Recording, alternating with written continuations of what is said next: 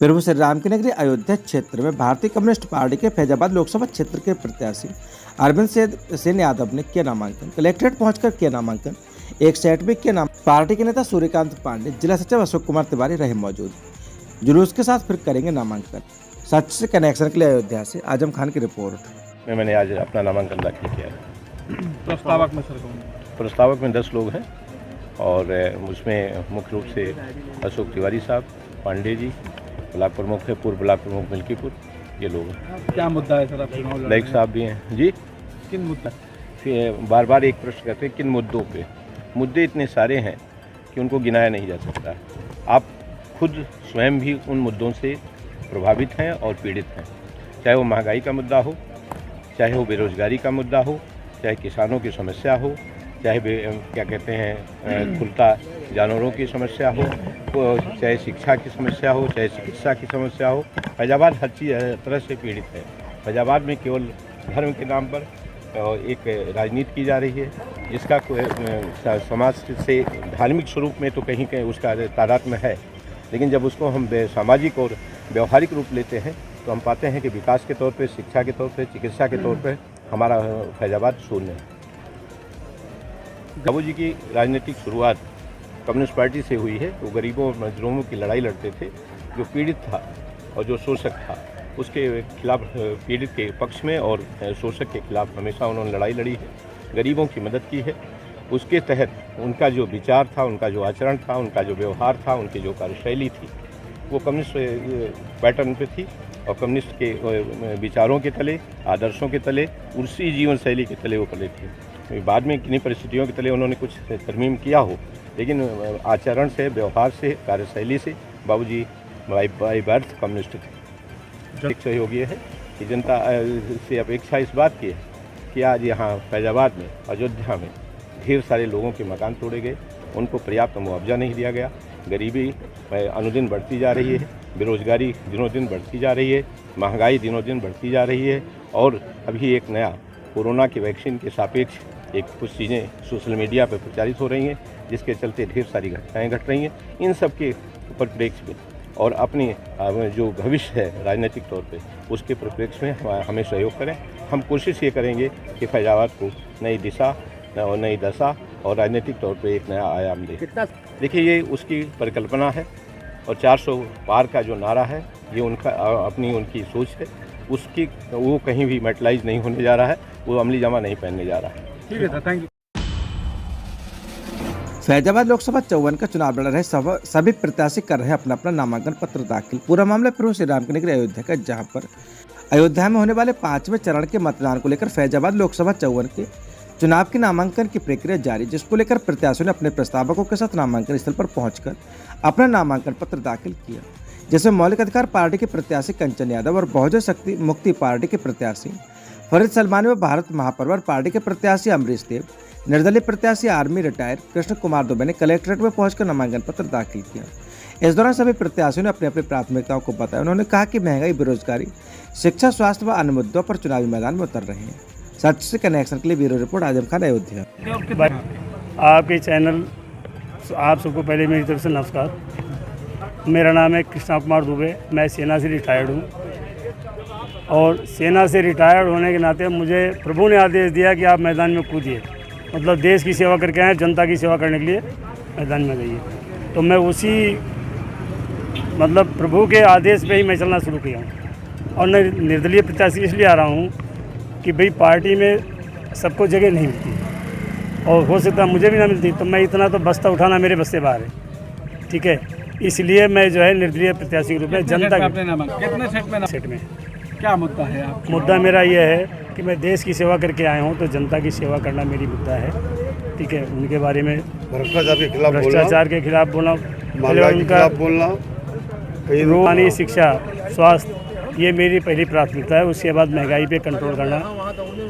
हमें जो है जितना भी जहाँ भी बात करना होगा उसके लिए हम जनता से क्या जैसे मेरी अपेक्षा ये, भाई सबको मौका दिया उन्होंने, हमें भी एक बार फौजी आदमी जो रिटायर्ड होकर आया उनकी सेवा करना चाहता है, उसको मौका दिया।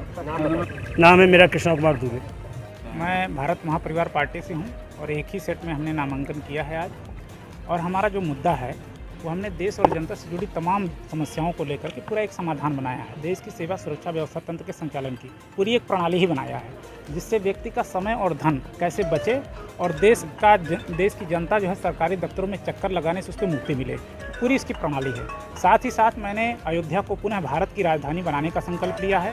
दूसरा, ये अवध प्रांत बने और उत्तर पश्चिमी भाग को ब्रज प्रांत बनाया जाए और उत्तर पूर्व भाग को अवध प्रांत बनाया जाए, ये हमारा मुद्दा है। साथ ही साथ हम राष्ट्रीय गौ माता के संकल्प के साथ जुड़े हुए हैं कि गाय को राष्ट्रीय गौ माता घोषित किया जाए। और साथ ही साथ मैंने बहुत सारे ऐसे मुद्दे हैं जिसकी प्रणाली हमने तैयार की, जैसे ईवीएम को लेकर के आज मुद्दा चल रहा है। हमने लाइव ईवीएम ऐप वोटिंग प्रणाली बनाया है, जिसके आने के बाद मतदान और मतगणना एक साथ कराया जा सकता है। फर्जी मतदाता और मतदान का पूर्णतः अंत होगा। जो राइट टू रिकॉल की बात की जाती है, वो राइट टू रिकॉल आप केवल इसी प्रणाली से संभव किया जा सकता है।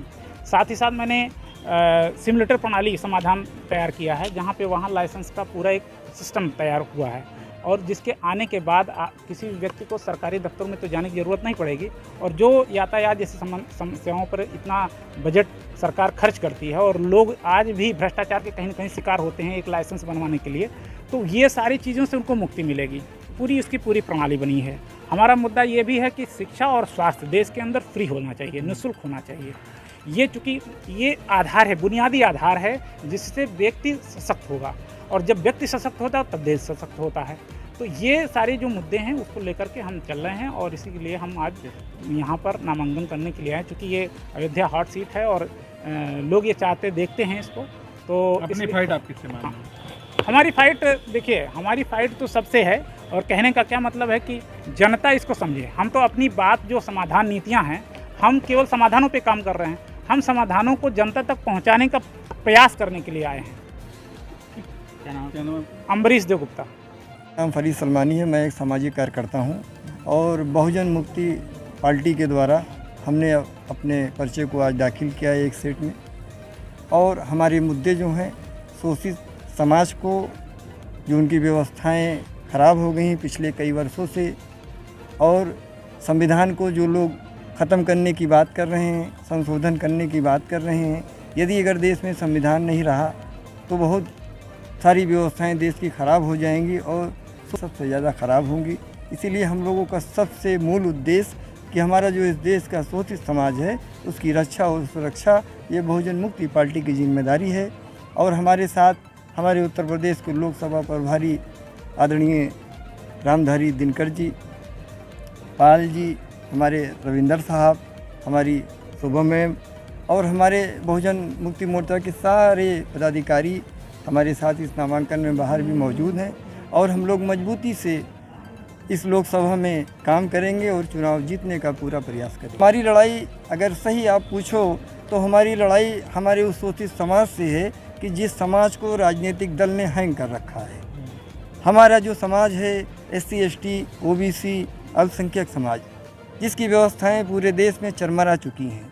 तो हमारी लड़ाई किसी से नहीं है, लेकिन हम अपने समाज के, अपने भाइयों के बीच में जाके और अपनी पार्टी से उनको जोड़ना चाहते हैं और इस देश में संविधान को जिस तरीके पूर्व में पालन होता था उस तरीके हम लोग पालन चाहते हैं। ऐसे हम ये अपेक्षा करते हैं कि जनता जो जिस जाल में जनता फंस चुकी है कई वर्षों से, अब जनता को उस जाल से बाहर निकलना होगा। अन्यथा ये शोषित समाज एक गहरे खाई में जा रहा है जो कभी वापस नहीं आएगा। और ये जनता भी सारी चीज़ों को बखूबी समझती है।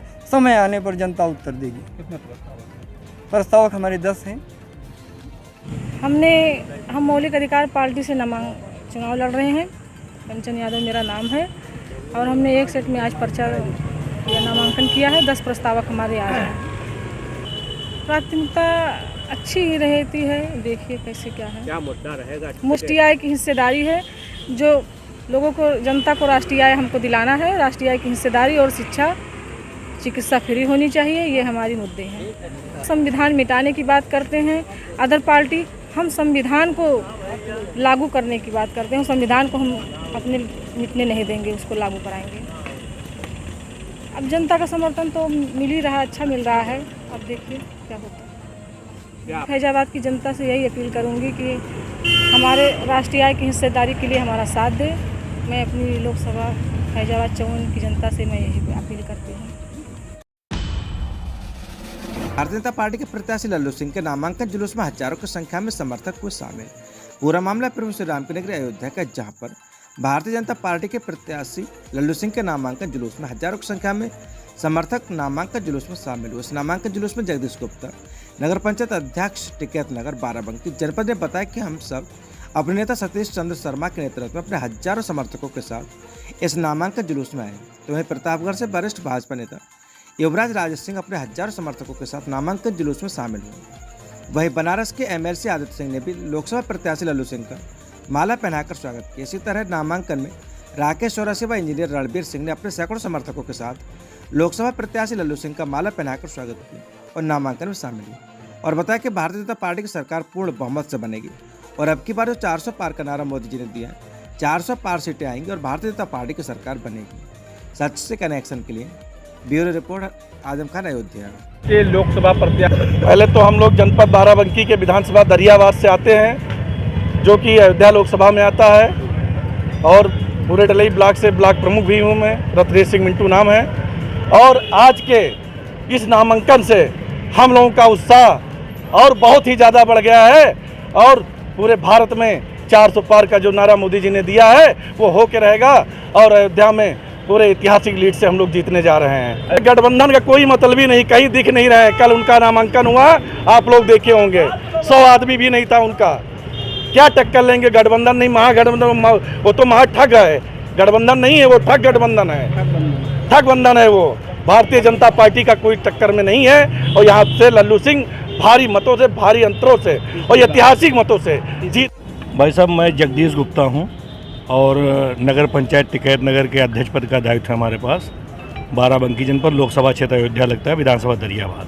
हम लोग अपने नेता माननीय मंत्री सतीश चंद्र शर्मा जी के नेतृत्व में और दरियाबाद विधानसभा से हजारों की संख्या में आए हुए हैं माननीय लल्लू सिंह जी के नामांकन में।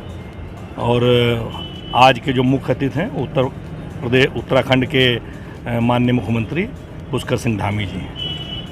कुल बम है, ईश्वर चाहेंगे तो अभूतपूर्व रिकॉर्ड मतों से जीत करके माननीय लल्लू सिंह दिल्ली के सदन में पहुंचने का काम करेंगे। अयोध्या जमीन और आसमान में जितना अंतर होता है इतना अंतर हो गया है। आज अयोध्या दिव्य और नव्य जिस तरीके से सजी है, बेजोड़ है। अभी और बहुत काम। हम लोग प्रतापगढ़ से आए हैं और प्रत्याशी से ज़्यादा महत्व इस स्थान का है जहां भगवान राम जी ने जन्म लिया है। और अयोध्या को सिर्फ अयोध्या नहीं कहा जाता, अयोध्या जी कहा जाता है। इसलिए हम लोग प्रयास करते हैं कि जो भी नाम ले अयोध्या का, अयोध्या जी के साथ नाम ले। तो हमारे यहाँ अब अयोध्या में कितना उत्साह है हम लोगों को तो नहीं पता, लेकिन प्रतापगढ़ में अयोध्या को लेकर जो उत्साह है वो अद्भुत उत्साह है। तो वो एक विस्मृत न होने वाली चीज़ें हैं जो हम लोगों के जहन में, दिलो दिमाग में बसी हुई हैं। तो जितना उत्साह था कि ये सारे लोग एक उसी उत्साह के साथ अयोध्या आना चाहते थे और भारतीय जनता पार्टी के प्रत्याशी के साथ कंधे से कंधा मिलाकर चलना चाहते थे। इसी उत्साह के साथ सारे लोग प्रतापगढ़ से यहाँ आगमन हुआ और हम लोग नामांकन कराएंगे। नामांकन कराने के बाद दर्शन का प्रयास करेंगे। संख्या हमारी होगी लगभग हम लोग 100-150 लोग होंगे। तो संख्या तो बहुत ज़्यादा थी क्योंकि सुबह का समय था कि 7 बजे से हम लोग चलेंगे तो करीब 10 बजे जो हम लोगों को जानकारी थी करीब 10 बजे नामांकन होगा। तो इसलिए थोड़ा सा माननीय मोदी जी ने कहा है 400 पार, तो भारतीय जनता पार्टी 400 पार तो करेगी ही करेगी, लेकिन उसमें अयोध्या का प्रमुख स्थान रहेगा। और आज का जो भीड़ का आप लोगों ने देखा होगा, सबने देखा कि समाज का हर वर्ग जिस प्रकार से स्वागत में अभिभूत होकर रोड पर आ गया था। अयोध्या की जीत बहुत भारी मतों से सुनिश्चित है। विपक्ष का काम है हमला बोलना, हमला बोलते रहें, वो अपना काम करेंगे, हम अपना काम करेंगे। आज हमारे जनपद अयोध्या के बहुत ही शानदार प्रत्याशी और पूर्व में भी सांसद रहे माननीय लल्लू सिंह जी का बहुत ही ऐतिहासिक नामांकन हो रहा है, जिसमें लाखों की संख्या में लोग, हम लोग हर समाज के, हर जाति धर्म मजहब के लोग आज माननीय लल्लू सिंह जी के इस नामांकन जुलूस में शामिल हो रहे हैं। और ये ऐतिहासिक जुलूस देख करके ही विपक्ष अपना प्रचार बंद कर दिया है, अपने घर में बैठ गया है और वो मान गया है कि माननीय लल्लू सिंह जी लाखों लाख वोटों से जीत करके लोकसभा अयोध्या से प्रत्याशी जीत कर जाएंगे। हमारे सारे नेता लग करके काम कर रहे हैं। अयोध्या के पूरी जनता से संबंध लीजिए, पूरी अयोध्या पूरी राममय हो गई है। पूरा लोकसभा पूरी राममय ही है। अयोध्या के आम जनमानस से क्या आम जनमानस में एक ही बात है, सिर्फ भाजपा और कुछ नहीं। मोदी जी ने 410 आएगी, गारंटी नोट कर लीजिए कहीं पर। गठबंधन तो भाई अब क्या कह सकते हैं, जो लड़ रहा है वो लड़ रहा है, वो आने दीजिए। तो लड़ने के लिए तो सभी स्वतंत्र, तो वक्त बताएगा, 4 जून को बात किया जाएगा, अभी क्या कहना है। गुड नेम बताना अपना। रामनाथ जायसवाल। रामघाट नए घाट से शुरू हुआ है काफिला और ये प्रेस वहाँ तक जाएगा, प्रेस क्लब तक, और पूरे रास्ते भर में आप आए होंगे तो आपने देखा होगा कार्यकर्ताओं का हुजूम, उल्लास और जोश। पूरी अयोध्या राममय है और इससे ज़्यादा क्या कहूँ। जहाँ कहीं भी आप देखेंगे सब जगह भाजपा कार्यकर्ता हर एक कदम पे खड़ा हुआ है। पूरी अयोध्या इस राममय है। आप भी राम में, उसी में आप भी आते हैं। कई फायर ब्रांड नेता उत्तराखंड के मुख्यमंत्री अमित जी भी हैं।